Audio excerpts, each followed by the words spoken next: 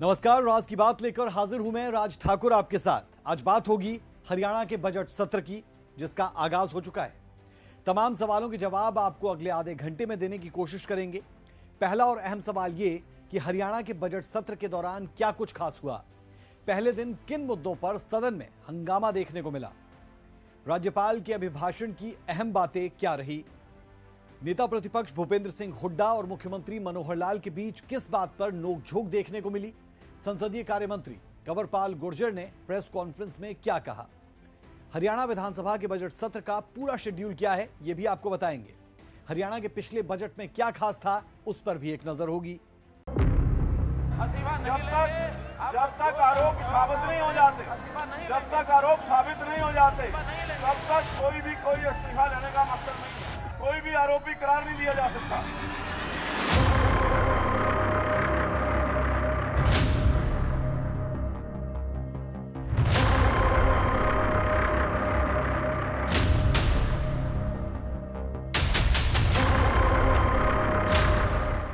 जांच हो रही है, दोषी साबित नहीं हुआ है, लेकिन इन बीजेपी अध्यक्ष उन्होंने अपनी मीटिंग में नहीं बुलाया ये कहकर जब तक ये जांच साफ नहीं होगी हम मीटिंग में नहीं बुलाएंगे। तो सरकार बढ़ते ही पहली कलम से वो उसको लागू कर देंगे। तो मैं जानना चाहूंगा वो कौन सी कलम थी, वो पहली, दूसरी, तीसरी कौन सी थी जिससे समाप्त करी थी।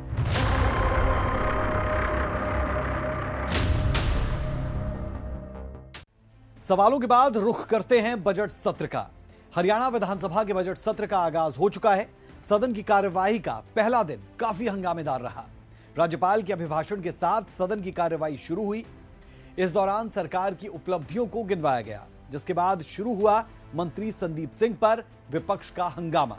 क्या कुछ खास रहा बजट सत्र के पहले दिन, जानने के लिए देखिए हमारी रिपोर्ट।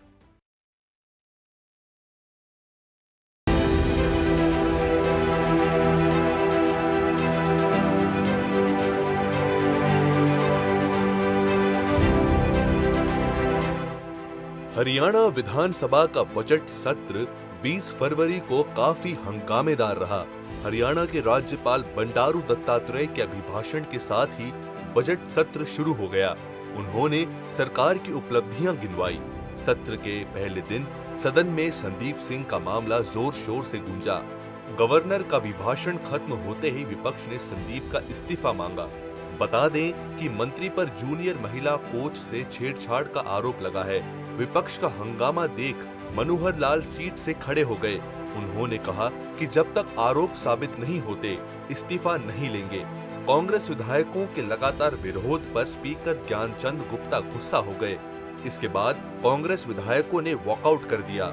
हालांकि कुछ महिला कांग्रेस विधायक हंगामा करती रहीं, जिसे देख ज्ञानचंद गुप्ता ने सदन को अगले दिन तक के लिए स्थगित कर दिया। वहीं इसे देखते हुए स्पीकर ज्ञानचंद गुप्ता सीट से उठे। उन्होंने कहा कि इस मामले में एसआईटी जांच कर रही है। बिना जांच पूरी हुए किसी को दोषी नहीं ठहराया जा सकता। सदन की पहली दिन की कार्यवाही खत्म होने के बाद पहले संसदीय कार्य मंत्री कंवरपाल गुर्जर ने प्रेस वार्ता की, तो उसके बाद भूपेंद्र सिंह ने भी प्रेस कॉन्फ्रेंस की। खैर, सदन के पहले ही दिन मंत्री संदीप सिंह के मामले पर जमकर हंगामा हुआ। आने वाले दिनों में ई टेंडरिंग, ओपीएस जैसे मुद्दों पर भी हंगामा बरप सकता है। सूर्या समाचार के लिए चंडीगढ़ से रवि चंदेल की रिपोर्ट।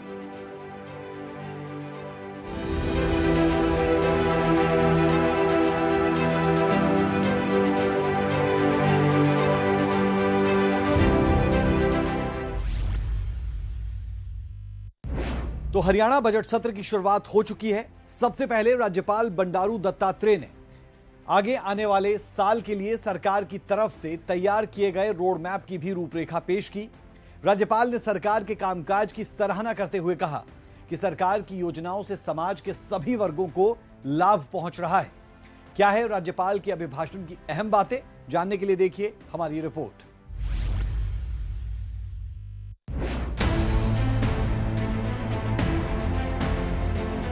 हरियाणा के बजट सत्र की शुरुआत हो चुकी है। अमृतकाल में हरियाणा विधानसभा के पहले सत्र की शुरुआत करते हुए राज्यपाल बंडारू दत्तात्रेय ने प्रदेश की प्रगति के लिए सरकार की तरफ किए जा रहे काम और नई योजनाओं की शुरुआत के लिए सराहना की। और कहा कि सरकार के फैसलों से राज्य के विकास में मदद मिलेगी। अभिभाषण से राज्यपाल का संदेश। नागरिक सेवाओं के लिए पीपीपी एक अनूठी ई गवर्नेंस स्कीम है। परिवार उत्थान योजना से पशुपालन को मिला प्रोत्साहन।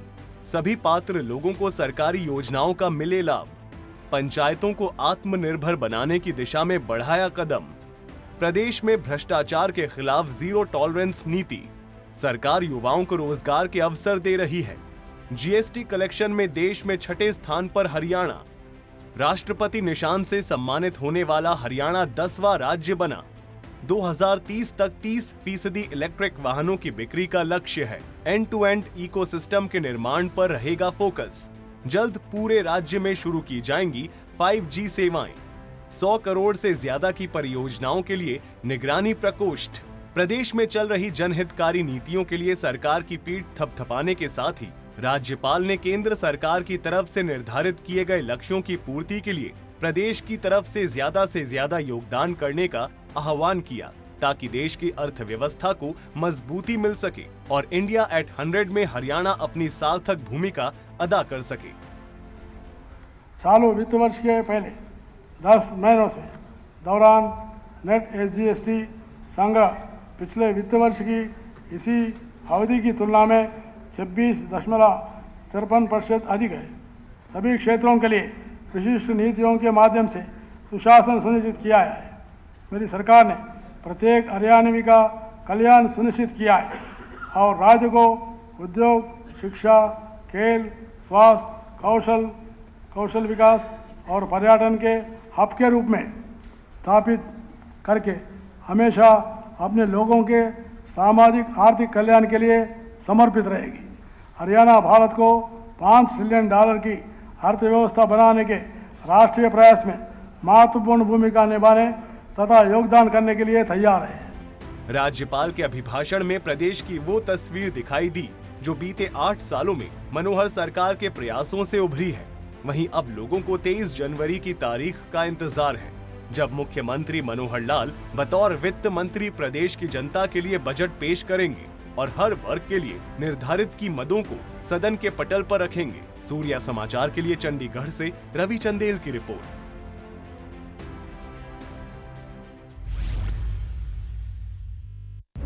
बंडारू दत्तात्रेय के अभिभाषण के बाद बजट सत्र की आधिकारिक शुरुआत हुई, लेकिन जैसा कि पहले से अंदेशा था, हरियाणा के मंत्री संदीप सिंह के इस्तीफे की मांग को लेकर सदन में विपक्ष का जमकर हंगामा देखने को मिला।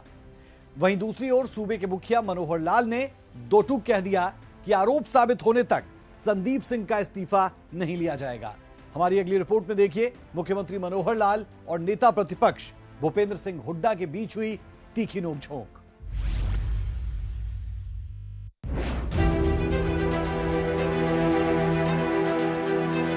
राज्यपाल के अभिभाषण के बाद शुरू हुआ बजट सत्र विपक्ष के हंगामे की वजह से मंगलवार तक के लिए स्थगित हो गया।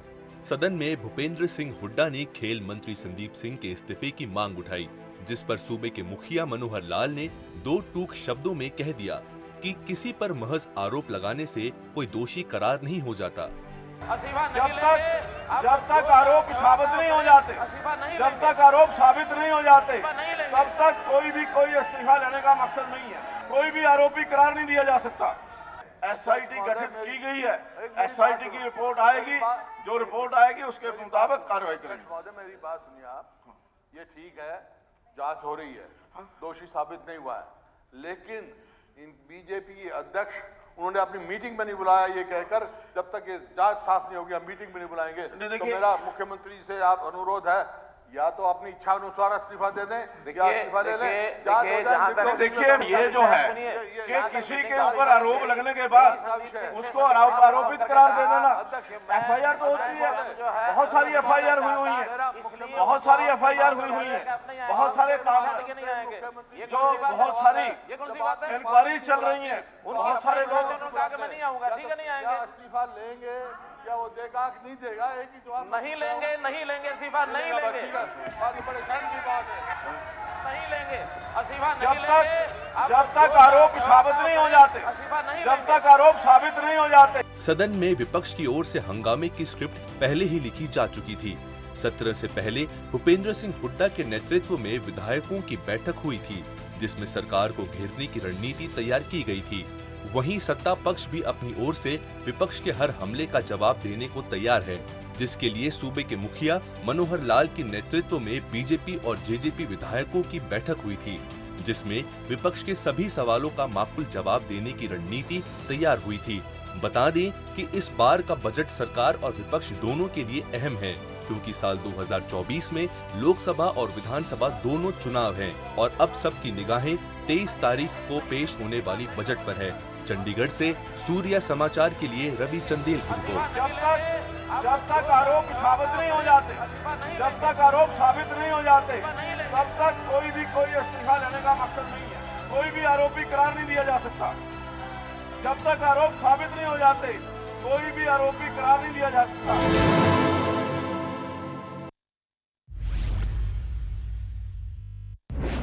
हरियाणा विधानसभा के बजट सत्र के पहले दिन की कार्यवाही स्थगित होने के बाद विपक्ष के हंगामे पर संसदीय कार्य मंत्री कंवरपाल गुर्जर ने सख्त ऐतराज जताया। विपक्ष को सदन की मर्यादा में रहने की नसीहत दे डाली। दूसरी तरफ नेता प्रतिपक्ष भूपेंद्र सिंह हुड्डा ने सत्र के बाद प्रेस कॉन्फ्रेंस में भी संदीप सिंह के इस्तीफे की बात को दोहराया। साथ ही सरकार को कानून व्यवस्था, महंगाई, बेरोजगारी, ओपीएस जैसे तमाम मुद्दों पर घेरते भी दिखे।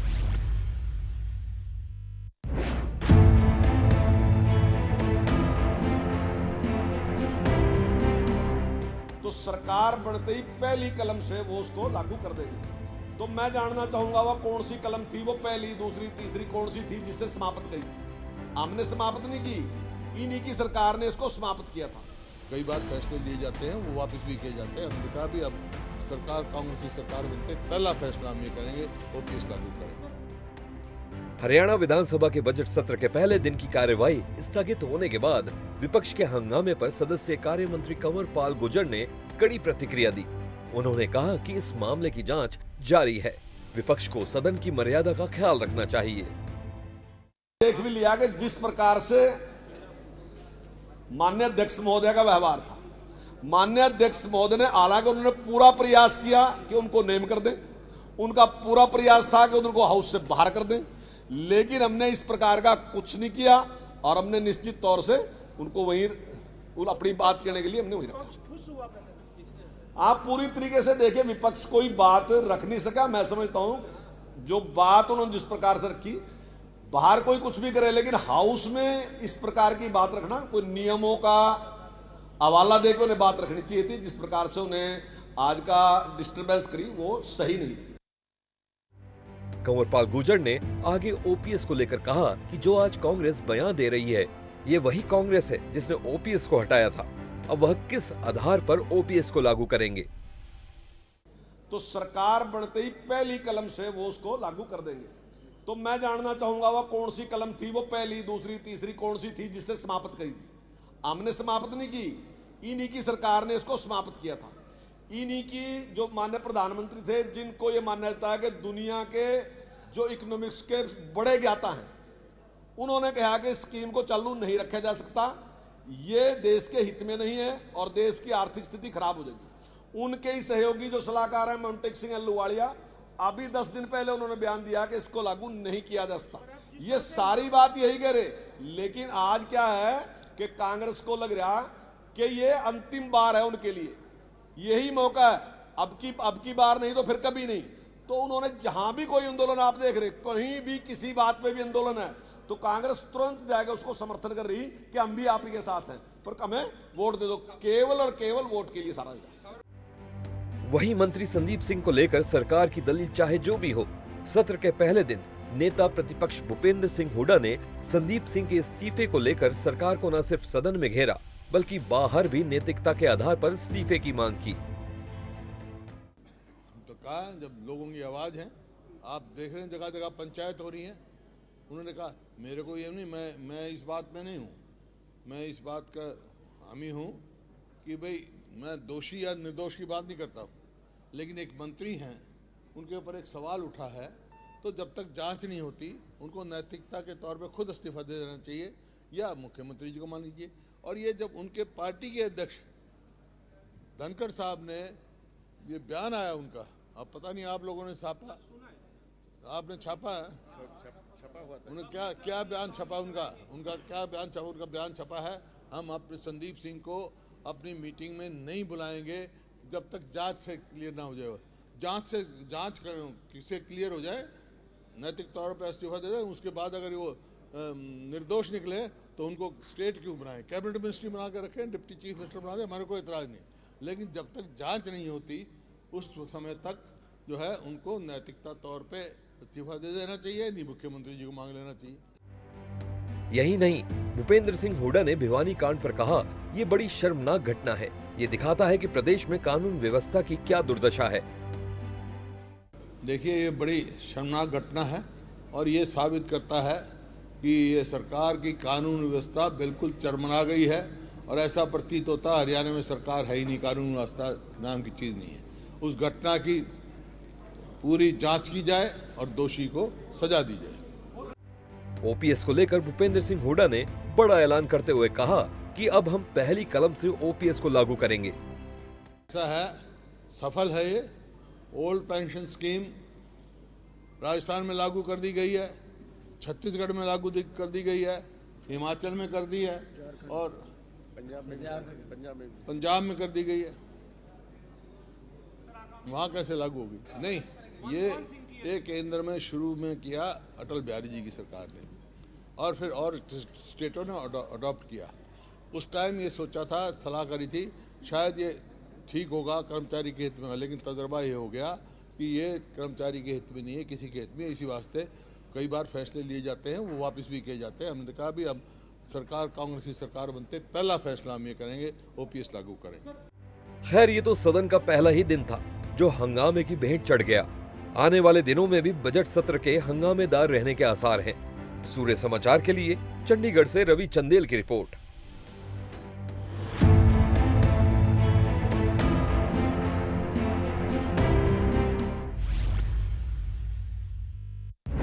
वहीं हरियाणा विधानसभा के बजट सत्र के पहले दिन की कार्रवाई खत्म होने के बाद हमारे संवाददाता रवि चंदेल ने कांग्रेस विधायक किरण चौधरी से खास बातचीत की। राज्यपाल के अभिभाषण पर बोलते हुए किरण चौधरी ने क्या कहा, सुने जरा। हरियाणा विधानसभा के बजट सत्र की पहले दिन की कार्रवाई के अंदर सदन के अंदर जमकर हंगामा बरपा। इसी पर बातचीत करने के लिए हमारे साथ मौजूद हैं कांग्रेस की वरिष्ठ नेत्री किरण चौधरी। मैम, किस तरीके से देखती हैं राज्यपाल के अभिभाषण के अंदर जो सरकार की उपलब्धियां गिनाई गई हैं, किस तरीके से देखते हैं इसे? ये तो सरकार का काम है अपनी उपलब्धियां गिनवाना, अपनी पीठ थपथपाना, लेकिन असलियत के अंदर जो धरातल पे है वो तो कुछ और ही नज़र आता है। ये सारी के सारे पॉइंट जो है, जब वो बोल रहे थे मैं सारा नोट कर रही थी, मेरा पानी मेरी विरासत। सच्चाई ये है, अब इलाके बाकी जगह भी होगा, हमारा जो इलाका है पानी से बिल्कुल त्रस्त है। कोई पीने की पानी नहीं है। 500 रुपए लोग जो हैं अपने घरों में टैंकर बुला रहे हैं, तब उनको पानी मिलता है। सिंचाई की तो बात ही छोड़िए। और फिर इसी तरह से जो है पाले का इतना ज़बरदस्त जो है प्रकोप हो गया है। ये कानून श्रुति ने बनवाया था जब वो मेंबर ऑफ पार्लियामेंट थी। पाले को आपदा के अंदर शब्द जो है, पहले कानून नहीं था ये मुआवजे के लिए, और उस समय 36 करोड़ रुपया जो है श्रुति चौधरी ने अहिरवाल इलाका जो उसका मेंबर ऑफ पार्लियामेंट जो उस तरफ का है उसमें बंटवाया था। लेकिन आज जो है कितने दिन हो गए पाले को पड़े हुए, अभी तक जो है गिरदावरी नहीं करी गई है। गिरदावरी अगर करेंगे अब जो है वो कहते हैं ना, अगेती वाली फसल भी खराब होगी, पिछेती वाली भी खराब होगी, सारी की सारी। अब किसान को कुछ मिल नहीं रहा है, तो इस तरह से अगर हालात रहे तो फिर किसान भाई कहाँ जाएंगे? जब बुआई का सीज़न होता है तब खाद नहीं मिलती, खाद देते हैं तो जबरन कुछ और पकड़ाया जाता है साथ में। पेंशनें जो हैं, बुढ़ापा पेंशन और ये विडोज़ की पेंशन्स कट गई हैं। आप 1,80,000 आपने निर्धारित कर दिया है, ठीक है, लेकिन जो 1,80,000 से नीचे के जो लोग हैं, बहुत सारे ऐसे त्रस्त हैं जो जिनकी कहते हैं जो ये पीपीपी, ये जो परिवार पहचान पत्र जो परेशानी का सबब बन गया है, परेशान पहचान पत्र बन गया है, वो जो है अपलोड नहीं हो रहा है। वो आप देख रहे हो इतने ज़बरदस्त जो है हर दिन अपहरण हो रहे हैं, डकैती, और ये तो अब आम बात होगी, घरों के अंदर घुस के मार रहे हैं, मर्डर सारा कुछ हो रहा है। कोई कानून के अंदर जिस तरीके का जो जिंदा जलाने का जो वारदात सामने आई, उसको लेकर क्या कहें? बहुत गलत है। देखिए, मैं तो ये जो कानून व्यवस्था जो है, जब ये सरकार का अंकुश ख़त्म हो जाता है तब जो है ये इस तरह के असामाजिक तत्व जो है अपनी कार्रवाई करते हैं। और इस तरह से जो है आम आदमी फिर जो है वो तो बिल्कुल दहशत के अंदर है। मंत्री संदीप सिंह को लेकर जो है वो विपक्ष काफ़ी रोष प्रदर्शन करता हुआ दिखाई दिया सदन के अंदर, लेकिन अगर हम बात करें सूबे के मुखिया की बात करें तो उन्होंने साफ लफ्जों में कहा कि अभी जांच प्रक्रिया जो है वो चल रही है, इस दौरान उनका जो है वो इस्तीफा नहीं लेंगे। किस तरीके से देखते हैं सरकार का ये अड़ियल रुख? देखिए, जांच प्रक्रिया चल रही है, सही है क्योंकि जांच होने के बाद ही कार्रवाई होगी, लेकिन राजनीति के अंदर परसेप्शन एक बहुत बड़ी चीज़ होती है और अंग्रेजी के अंदर एक कहावत है कि Caesar's wife should be above suspicion. So वो चीज़ अगर नहीं होगी तो आम जनता के अंदर तो भावना कुछ और जा रही है। बहुत बहुत शुक्रिया। तो ये थे हमारे साथ कांग्रेस की वरिष्ठ नेत्री किरण चौधरी, जिन्होंने साफ लफ्जों में कहा कि जिस तरीके से मौजूदा समय के अंदर जो है वो बेरोजगारी, महंगाई जो है वो लगातार बढ़ती जा रही है, इन तमाम मुद्दों को लेकर जो है वो सदन के अंदर जो है इन तमाम मुद्दों को जोर शोर से उठाएंगी। साथ ही उन्होंने कहा कि नैतिकता के आधार पर मंत्री संदीप सिंह को जो है वो इस्तीफा दे देना चाहिए।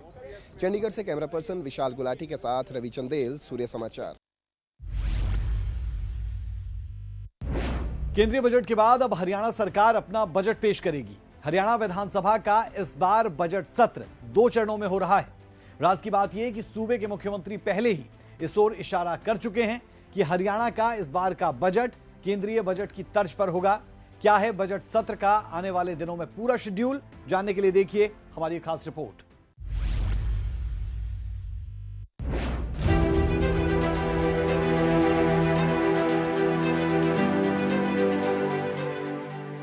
केंद्र सरकार के बजट के बाद अब बारी है हरियाणा सरकार के बजट की। अब इंतजार है तो बस बजट का। इस बार का बजट अपने आप में बेहद खास है। तो चलिए अब आपको हरियाणा के बजट सत्र का पूरा स्केड्यूल दिखाते हैं। 21 और 22 फरवरी को राज्यपाल के अभिभाषण पर चर्चा होगी। 23 फरवरी को प्रदेश का बजट पेश होगा। मुख्यमंत्री मनोहर लाल बतौर वित्त मंत्री बजट पेश करेंगे। 23 फरवरी तक पहला चरण चलेगा। दूसरा चरण 17 मार्च से शुरू होगा। 17 मार्च को बजट पर चर्चा होगी। 20 और 21 मार्च को भी बजट पर चर्चा होगी। 22 मार्च तक सदन की कार्यवाही चलेगी। हरियाणा के मुख्यमंत्री मनोहर लाल पहले ही इस ओर इशारा कर चुके हैं कि केंद्र की तर्ज पर प्रदेश का इस बार का बजट होगा। बजट को लेकर कई बार बैठकें भी की गई। याद दिला दें कि 2024 विधानसभा चुनाव से पहले गठबंधन सरकार का ये अंतिम पूर्ण बजट है। ऐसे में इस बार के बजट पर सभी की निगाहें टिकी हुई हैं। सूर्या समाचार के लिए चंडीगढ़ से रवि चंदेल की रिपोर्ट।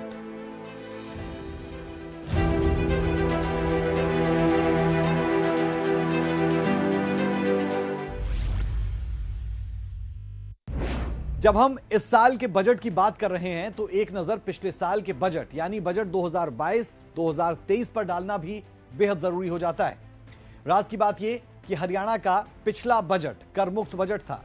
इसके अलावा कैसा था हरियाणा में पिछला बजट, महिलाओं, किसानों, तमाम वर्गों के लिए, जानने के लिए देखिए ये खास रिपोर्ट।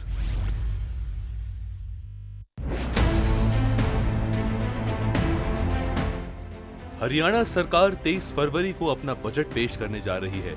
ऐसे में लोग अब मनोहर सरकार के पिछले बजट में किए गए ऐलान को भी याद कर रहे हैं। पिछला बजट 1,77,255 करोड़ 99 लाख रुपए का था। हर वर्ग के लिए इसमें बहुत कुछ रखा गया था। कोई नया टैक्स नहीं लगाया था। सुषमा स्वराज राज्य स्तरीय पुरस्कार की घोषणा की गई। ये पुरस्कार उन महिलाओं को प्रदान किया जाता है जिन्होंने राष्ट्रीय स्तर और जीवन के विभिन्न क्षेत्रों में नाम कमाया है। बजट में पंचकुला में हरियाणा राज्य खेल संस्थान बनाने का ऐलान किया गया। लड़कियों को परिवहन सुविधा के लिए साथी योजना की शुरुआत की गई। जिला परिषदों की निधि का अनुपात 10 से बढ़कर 15% किया गया। गर्मी की मक्का खरीद के लिए खरीफ के बराबर MSP देने का ऐलान किया गया। प्रदेश सरकार का ये बजट अंत्योदय की भावना, सुशासन को बढ़ावा देने वाला, नए रोजगार पैदा करने वाला, गरीब से गरीब व्यक्ति के स्वास्थ्य की चिंता करने वाला और किसानों उद्यमियों के प्रति कल्याणकारी सोच वाला। अब 2023-24 के बजट कितना उम्मीदों पर खरा उतरेंगे, ये तो 23 तारीख को ही पता चल पाएगा। सूर्य समाचार के लिए ब्यूरो रिपोर्ट।